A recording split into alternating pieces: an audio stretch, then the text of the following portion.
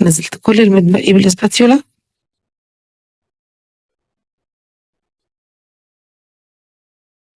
بخبط الصينية خبطتين عشان السطح يتساوى وكمان ما يبقاش فيه أي فراغات. بعصاية الشيش عملت دواير على سطح الخليط عشان أضمن إن هي ترتفع بشكل متساوي. حطيتها في الفرن، كنت مسخنة الفرن قبلها ب10 دقايق على درجة حرارة 180. حطيتها في الرف الأوسط، هتقعد معايا من 30 ل45 دقيقة. ممنوع أبدا نفتح الفرن قبل 30 دقيقة. هعمل الشوكليت سيرب، حطيت ربع كوباية من المية وربع كوباية من السكر، معلقة كبيرة من الكاكاو الخام أو العادي. رفعتهم على النار وقلبتهم وسبتهم يغلوا دقيقة. بعد دقيقة طفيت النار وسبت السيرب يبرد.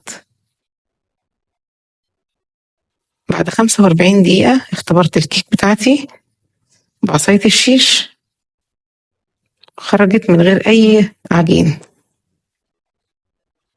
اختبرتها وهي جوه الفرن، مش بخرجها إلا لما أتأكد إنها استوت. عصاية الشيش خرجت من غير أي خليط من الكيك. قلبتها، اتقلبت معايا بمنتهى السهولة، ما شاء الله مرتفعة بشكل متساوي، مستوية وفي نفس الوقت هشة وطرية. دهنتها بالسيرب، ما شاء الله شكلها تحفة وسواها مظبوط 100%.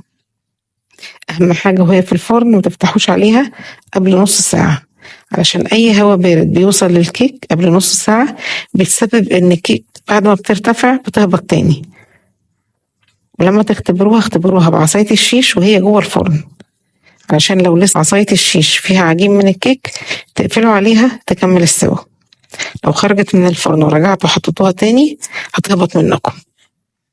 تقدروا تقطعوها وتقدموها كيك، لكن أنا عايزة أعمل منها تورتاية. نقلتها من الستاند وحطيتها على ستاند تاني.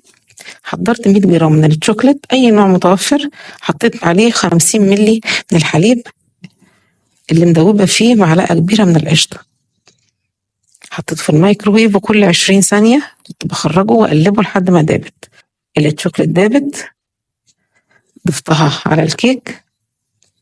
أهم حاجة الشوكليت وهي في الميكروويف كل 20 ثانية لازم تطلعوها وتقلبوها، ما تزودوش عن 20 ثانية قبل ما تفتحوا الميكروويف، لأن أكتر من 20 ثانية بيحرق الشوكليت وطعمها بيمرر. ضفت الشوكليت على الكيك وحطيتها على الأطراف. احنا عايزينها ما تكونش تقيلة